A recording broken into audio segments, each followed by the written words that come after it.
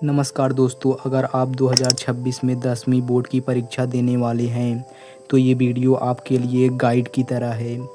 हम इस वीडियो में बात करेंगे एक ऐसे रोड मैप की जिसे फॉलो करके आप बोर्ड परीक्षा में अच्छे नंबर ला सकते हैं। और चाहे आपका टारगेट 90 प्लस हो या 95 प्लस हो, आप अपने टारगेट को स्टडी टेबल पर लिखकर चिपका लीजिए। ये ख़ास तौर पर यूपी बोर्ड के छात्रों के लिए है, लेकिन किसी भी स्टेट बोर्ड या सीबीएसई बोर्ड के स्टूडेंट के लिए भी यह टिप्स काम आएंगे। तो चलिए शुरू करते हैं 2026 बोर्ड परीक्षा की तैयारी का मास्टर प्लान। हमारा पहला पॉइंट है सिलेबस की पूरी समझ। पहला कदम है सिलेबस को अच्छे से समझना। यूपी बोर्ड हर साल क्लास 10 का सिलेबस जारी करता है। हिंदी, इंग्लिश, विज्ञान, मैथ, सामाजिक विज्ञान और जो भी आपके वैकल्पिक विषय हों। आपको क्या पढ़ना है और क्या नहीं पढ़ना है यह जानना बहुत ज़रूरी है ताकि समय बर्बाद ना हो। इसलिए यूपीएमएसपी की वेबसाइट पर सिलेबस को डाउनलोड करें, प्रिंट आउट निकाल कर स्टडी टेबल पर चिपका लीजिए। हर विषय में कौन से चैप्टर सबसे ज़्यादा मार्क्स दिलवाते हैं यह जानना भी सबसे ज़रूरी है।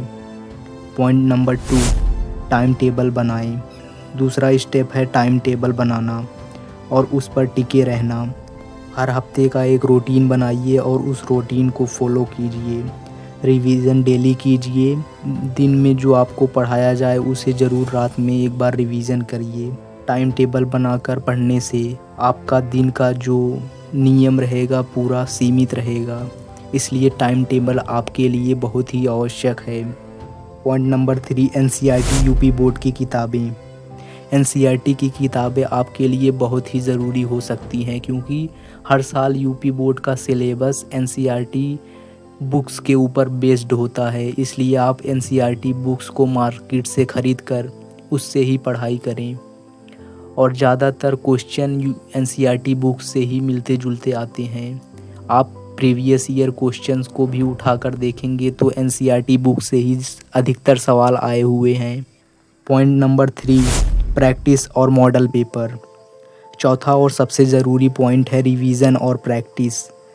आप 3 घंटे बैठकर एक पेपर को ज़रूर रोज़ सॉल्व करें।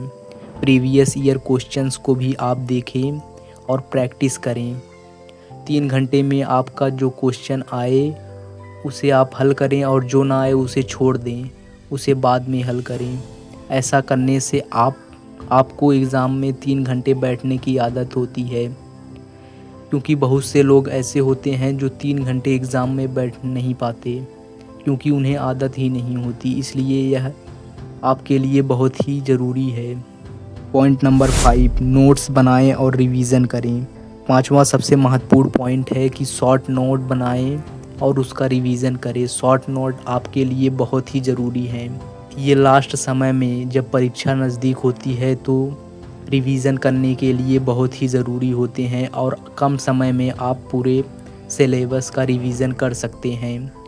लेकिन शुरुआत में आपको शॉर्ट नोट नहीं बनाने हैं। पूरे सिलेबस को आपको पहले कवर करना है।